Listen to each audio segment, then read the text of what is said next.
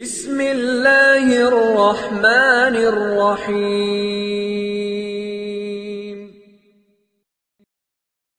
اعوذ باللہ من الشیطان الرجیم۔ بسم اللہ الرحمن الرحیم۔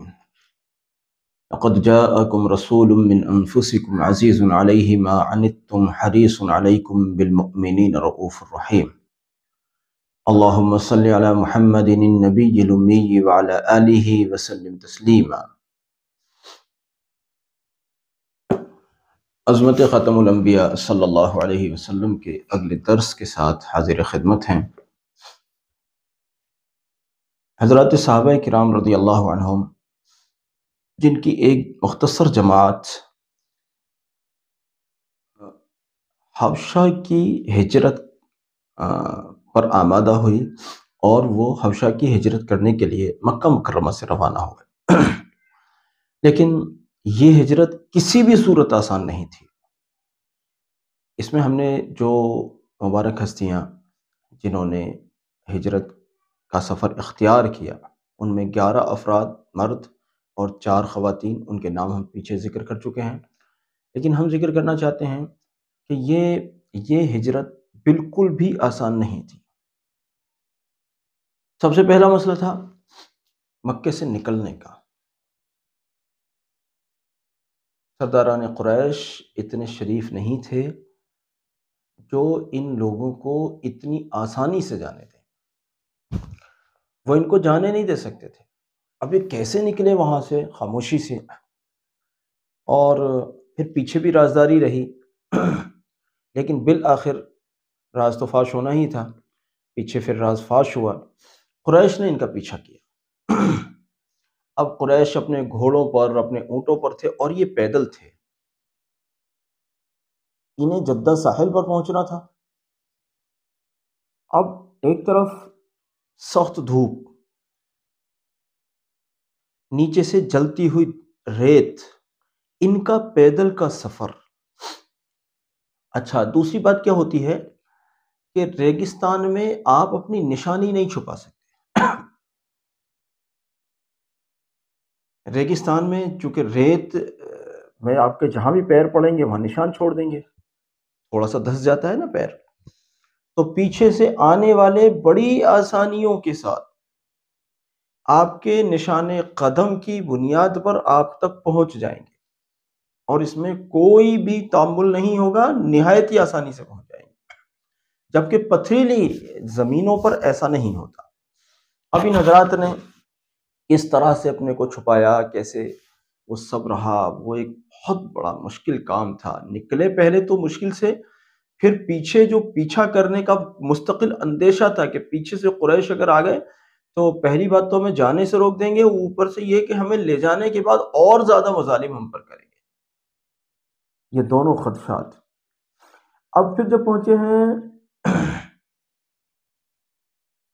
پہنچے ہیں ساحل سمندر، تو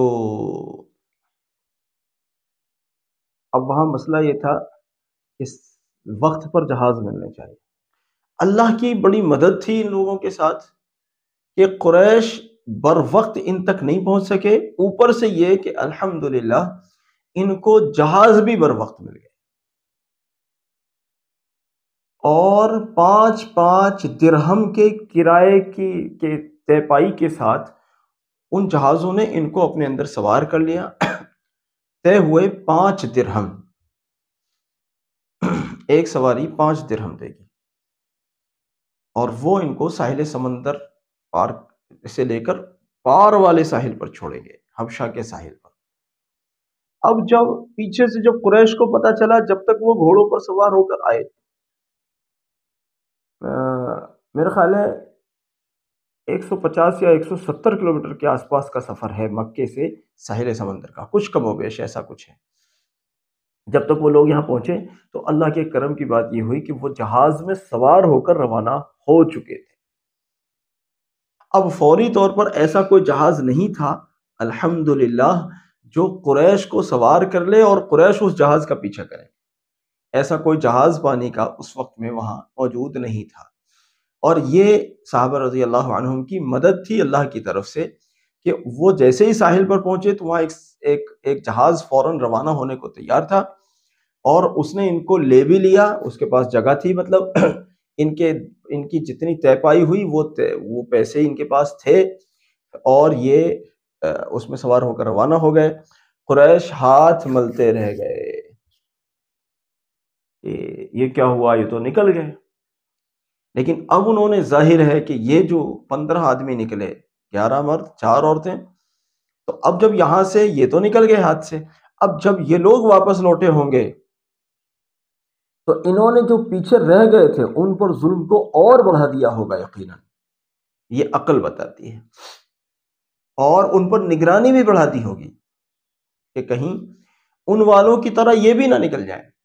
اور قریش کو اس قدر پچھتاوا ہوا، یار کیسے نکل گئے، بڑے بڑے پچھتائے قریش ان کے نکل جانے پر۔ تو قریش نے یہ کیا، ایک وفد تیار کیا،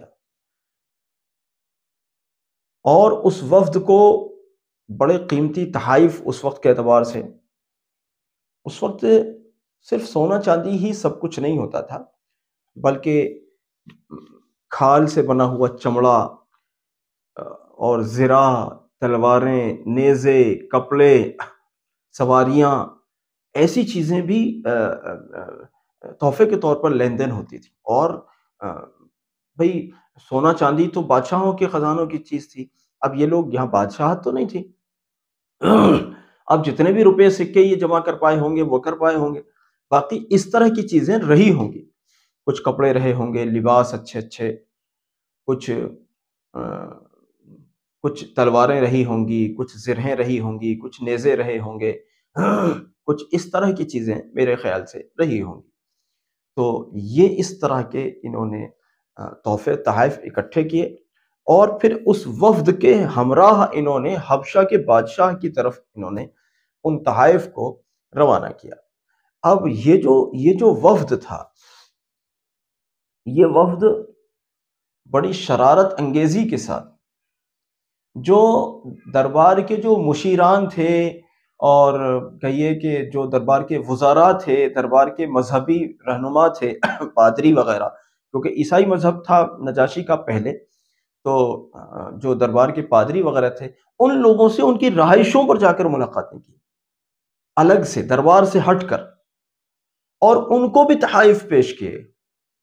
ایک طرح سے یہ کہہ دیجئے کہ ان کو تحفے دے دے کر ان کو اپنا بنا لیا، اور ان سے درخواستیں کی کہ ہم اس طرح سے، کچھ ہمارے یہاں کے ایسے باغی لوگ ہیں جن کو ہم نے وہاں نئے مذہب کی تبلیغ سے روک رکھا تھا، وہ کچھ باغی ہیں، اور وہ آپ کے یہاں آ کر پناہ گزین ہو گئے ہیں، اور یہاں ان کو امن مل گیا ہے، کیونکہ بادشاہ نجاشی جو تھا وہ عدل پسند اور انصاف پسند بادشاہ تھا، وہ بے وجہ مذہب کی بنیاد پر کسی پر ظلم نہیں کر سکتا تھا، نہیں کرتا تھا، یہ اس کا مزاج نہیں تھا۔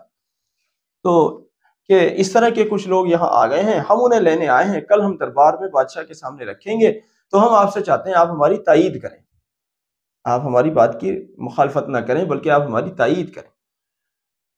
تو اب جب کل دربار لگا تو ظاہر ہے سارے دربار کو تو انہوں نے تحفے دے دے کے پہلے ہی سے رام کر لیا۔ اب بادشاہ کے سامنے جب بات رکھی تو بادشاہ نے اس وفد کو بلایا، جو قافلہ، جو جماعت یہاں آئی تھی صحابہ کی، اس جماعت صحابہ کو بلایا اور کہا کہ یہ قریش ہیں، یہ آپ کو لینے آئے ہیں۔ صحابہ کو لگا کہ شاید یہ ہمیں واپس کر دیں گے، یہ تو ہم پر بڑا مظالم کریں گے۔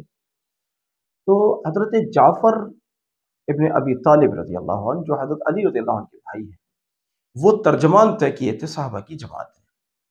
انہوں نے آگے بڑھ کر کہا کہ بادشاہ ہماری بات سن لیجیے، سنائیے، انصاف کا تقاضا یہ ہے دونوں فریق کی باتوں کو سنا جائے نا۔ تو نجاشی انصاف پسند آدمی تھا، تو نجاشی نے ان کی بات کو بھی سننا آمادہ ہوا، وہ سننے کے لیے۔ تو حضرت جعفر ابن ابی طالب رضی اللہ عنہ نے ان کو اس طرح سے رام کیا، اس طرح سے اپنی بات کو انہوں نے پیش کیا کہ ہم بغیر تحقیق کے خون چاٹ لیتے تھے، لوگوں پر ظلم کرتے تھے، پڑوسیوں کے حقوق کا خیال نہیں رکھتے تھے، عورتوں پر ظلم کرتے تھے، لوگوں کے مال کو غصب کرتے تھے، جھوٹ بولتے تھے، دھوکہ دیتے تھے، بتوں کی پرستش کرتے تھے، اور ہمارے یہاں امن نام کی کوئی چیز نہیں تھی، مسافر محفوظ نہیں رہتے تھے، قافلے محفوظ نہیں رہتے تھے، اچھے خاصے آدمی کو پکڑ کر بیچ دیا جاتا تھا. مطلب جو بھی خرافاتیں ہوتی تھیں وہ ساری خرافاتیں انہوں نے وہاں ذکر کی کہ ہم اس معاشرے میں پلے بڑھے ہیں کہ جس معاشرے میں یہ ساری خرافاتیں تھیں. اللہ نے ہمارے حال پر رحم فرمایا کہ ہمارے درمیان میں ایک ایسا صالح اور ایسا مصلح ایک جوان پیدا کیا اور ان کو نبوت عطا فرمائی، جن کی اصلاح مندانہ مزاج سے ہم، اور ان کی صالح مندانہ مزاج سے، اور ان کی اچھائیوں سے، ان کے اخلاق سے، اور ان کی کریمانہ ذات سے ہم پہلے سے بھی واقف اور مانوس سے. انہوں نے ہمیں ان برائیوں سے نکالا، ہم نے ان برائیوں کو چھوڑا. تو اب یہ قریش ہیں جو ہم پر ظلم کرتے ہیں. حضرت جعفر رضی اللہ عنہ نے اس طرح سے تقریر کی کہ بادشاہ بہت مانوس ہوئے، اور بادشاہ نے اس طرح سے قریش کے جو وفد آیا تھا، اس کے جو تحائف تھے جو بادشاہ کے لیے اور اسپیشل آئے تھے، ان سارے تحائف کو واپس کر دیا اور کہا کہ یہ تحائف لے جاؤ، میں ان لوگوں کو تمہارے حوالے نہیں کر سکتا. اس طرح سے صحابہ رضی اللہ عنہ کی جماعت کو بڑی راحت ملی کہ الحمدللہ ہم جن مظالم کو چھوڑ کر آئے تھے یہ ظالم واپس ہمیں لینے کے لیے آ گئے، لیکن اللہ کی مدد ہمارے ساتھ اس طرح سے رہی کہ بادشاہ نے دینے سے انکار کر دیا ہے. یہ قافلہ یہاں پہنچا تھا جی. اس کے ساتھ اور بھی بہت کچھ ہوا، وہ ہم کچھ ذکر کریں گے تھوڑا سا انشاءاللہ. آپ حضرات ہمارے ساتھ جڑے رہیں. آج ہی ذکر کرتے ہیں لیکن تھوڑا سا لمبا ہو جائے گا پھر، اس لیے کل ذکر کریں گے انشاءاللہ الرحمن. آپ حضرات جڑے رہیں، پھر آگے کیا ہوا اس کو ہم بتائیں گے. خیر، جزاکم اللہ. السلام علیکم ورحمۃ اللہ وبرکاتہ.